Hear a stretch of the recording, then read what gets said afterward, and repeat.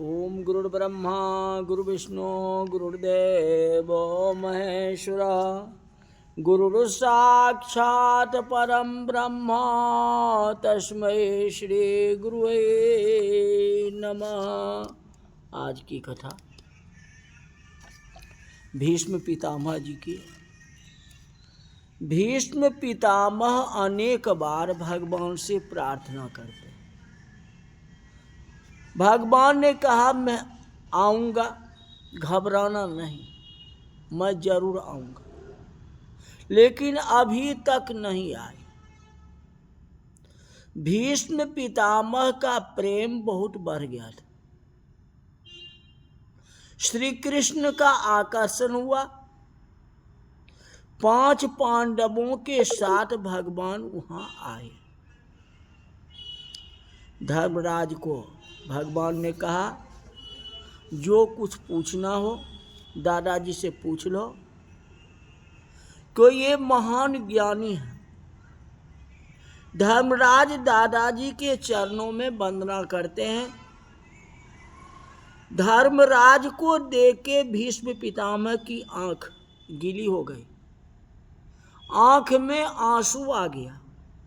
मेरे वंश का यह दीपक है, यह धर्म की मूर्ति है, कैसा भाग्यशाली है।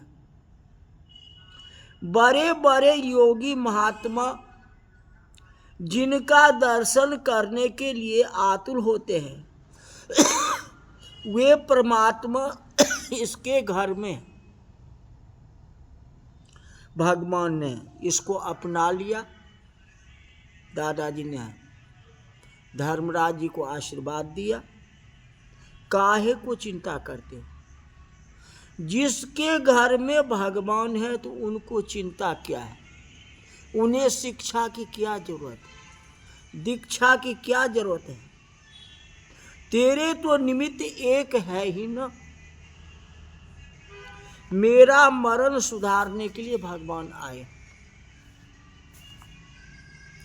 सदेव देवो भगवान प्रतीक्षता कलेवरम यावदिदं हीनो मह्यं प्रसन्नहार सारुण लोचनो लक्ष्ण मुखाम्बुजो ध्यान पतस्य चतुर्भुजा। मेरा मरण सुधारने के लिए भगवान आए। मेरे भगवान मेरे लिए आए। भीष्म पितामह जी द्वारिकानाथ का दर्शन करते हैं। भगवान श्री कृष्ण प्रेम से भीष्म पितामह का दर्शन करते हैं। आज मर्यादा के अनुसार भगवान ने भी हाथ जोड़े। वयोवृद्ध हैं, महान ज्ञानी हैं और भागवत का भक्त है। भीष्म पितामह जी भगवान को वंदन करते हैं। भगवान भी हाथ जोड़ते हैं। 4 आंखें जब एक हो जाती है तब दर्शन में आनंद बहुत आता है।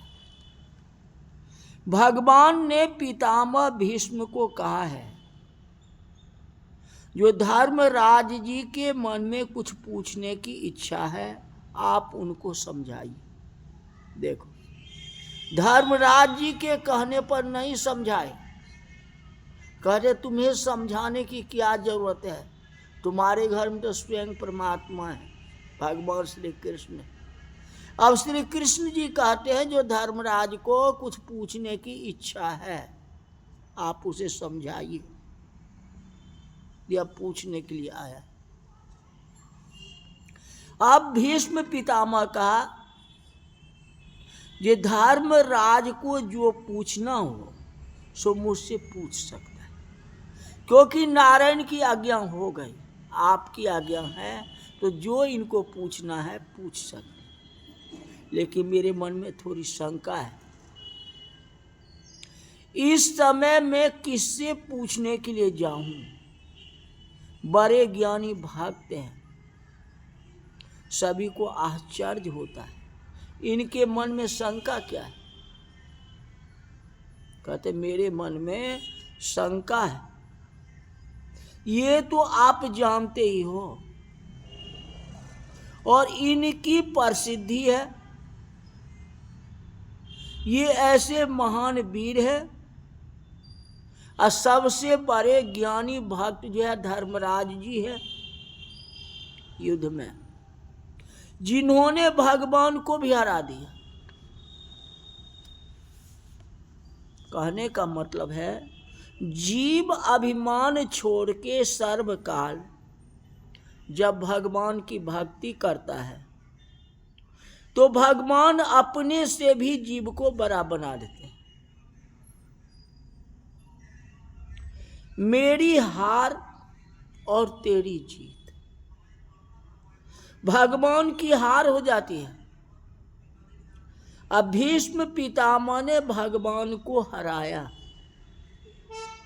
भीष्म पितामह ने भगवान को हरा दिया। जगत में उनकी ऐसी कीर्ति है, बड़े ज्ञानी भक्त हैं। अब वे कहते जो हमारे मन में शंका है, भीष्म पितामह जी कहते हैं जो मेरे मन में शंका है, उस शंका को जब तक आप नहीं मिटाएंगे तब तक हम धर्मराज जी को नहीं बता सकते। वो जो पूछने के लिए आए हैं उनको मैं नहीं बता सकता। पहले जो हमारी शंका है उसका समाधान आप कीजिए, हे भगवान, हे परमात्मा, हे श्री कृष्ण जी, उसका समाधान कीजिए। मुझे पूछने की इच्छा है। सभी को आश्चर्य होता है कि इनको क्या पूछने की इच्छा हो रही है, इतने बड़े ज्ञानी होकर के ये क्या पूछ रहे हैं। भगवान ने कहा कि आपको कुछ पूछने की इच्छा हो तो मुझे प्रश्न कर सकते हैं, पूछ सकते हैं, मैं आपको बतलाऊंगा। तो भीष्म पितामह भगवान नारायण का दर्शन करते हैं और श्री कृष्ण के सन्मुख है। उन्होंने भगवान से कहा कि मुझे बराबर याद है कि जीवन में मैंने कभी पाप नहीं किया, जीवन में मैंने कभी पाप नहीं किया। मैं आपके सन्मुख हूं।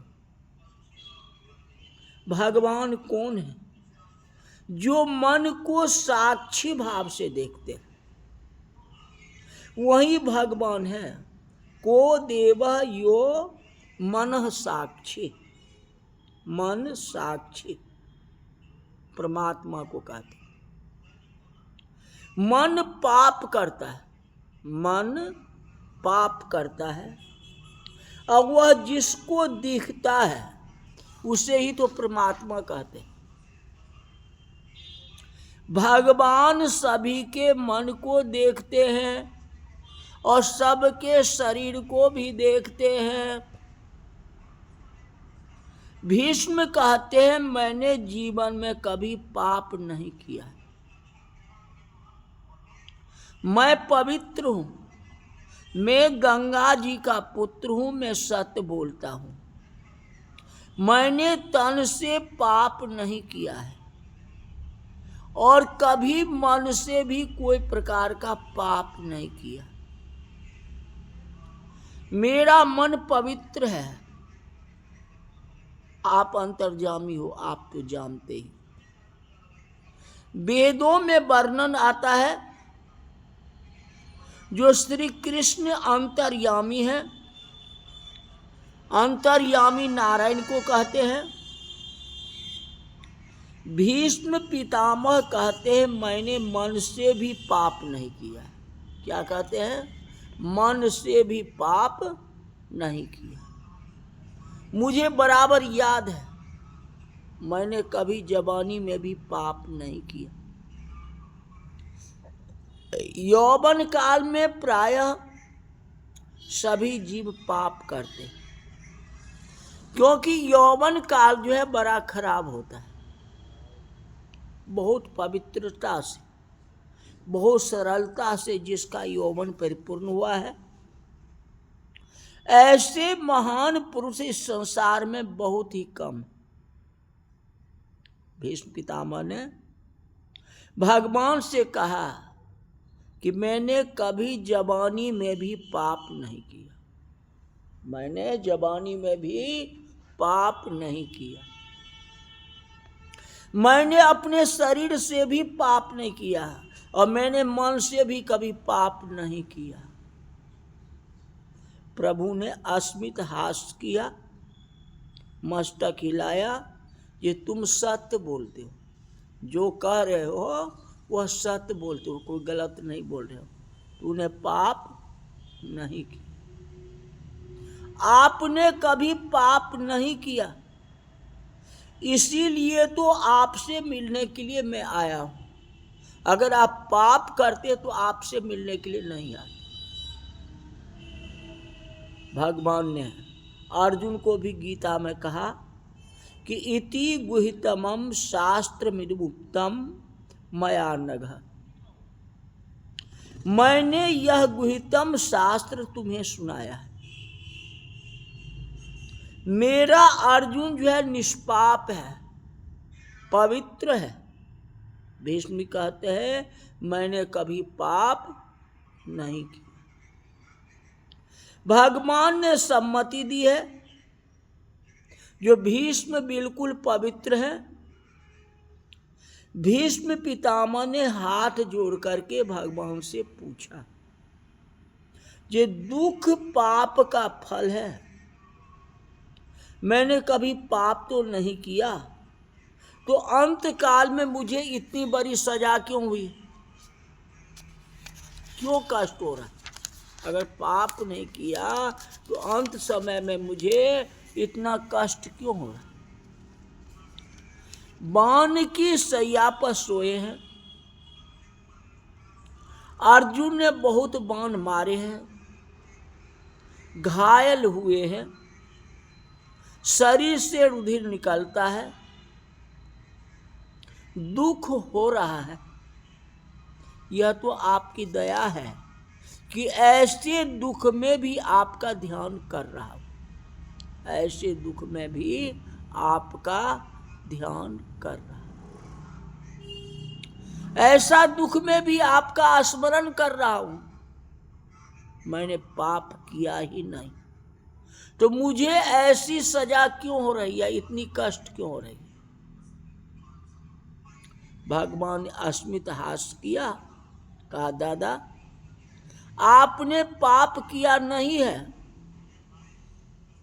लेकिन आपने पाप को देखा है, पाप को देखा है, उसी का ये सजा है।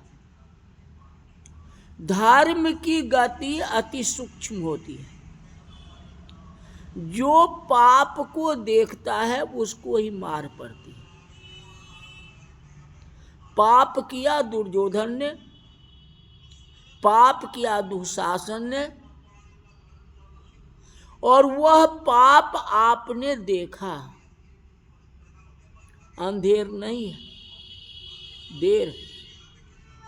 धर्म की गति अति सूक्ष्म है, आपने पाप को देखा। भगवान ने कहा दुशासन द्रौपदी को सभा में ले आया था,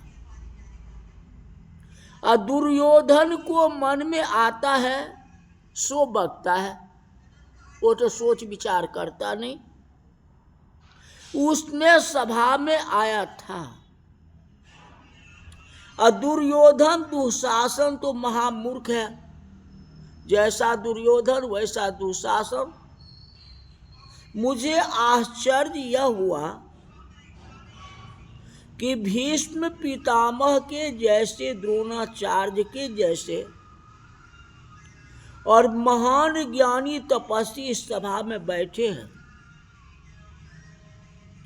और जिस सभा में एक महान पतिव्रता आर्या सन्नारी आपके घर की पुत्र वधू द्रौपदी का अनादर होता है, दुशासन चीर खींचता है, और आपके जैसे महान पुरुष वहां बैठे हुए देख रहे हैं। आप ऐसे महान पुरुष बैठे हुए देख रहे, आपने पाप को देखा ना, उठा तो नहीं, आप देखते रहे। जो पाप को देखता है उसको भी सजा होती है। पाप देखना नहीं, दूसरे के पाप सुनना नहीं, दूसरे किसी के पाप को जी में उच्चारण करना नहीं। धर्म की गति अति सूक्ष्म है दादा। आपने पाप किया तो नहीं है कि आप पाप को देखा, उसकी यह सजा मैंने आपको दी। भगवान की नजर पड़ती है, भगवान की आंखों में प्रेम भरा हुआ है। भीष्म पितामह का वेदना शांत हुई और स्वस्थ हो गए। पहले तो बतला दिए कि आपने देखा इस शिकार से कष्ट हो रहा है, या जब भगवान सामने हो जाएंगे तो किसी को कष्ट क्यों होगा जी। हाँ, तो भगवान सामने तो कष्ट तो निवृत्ति हो ही गई। जैसे बाली को कोई कष्ट हुआ था, अब भगवान के साथ वार्तालाप किया था ना, वैसे भीष्म जी जो है बात कर रहे हैं। हाँ, अब इससे के आगे जो कथा होगी कल बताएंगे। आज की कथा यही तक रही।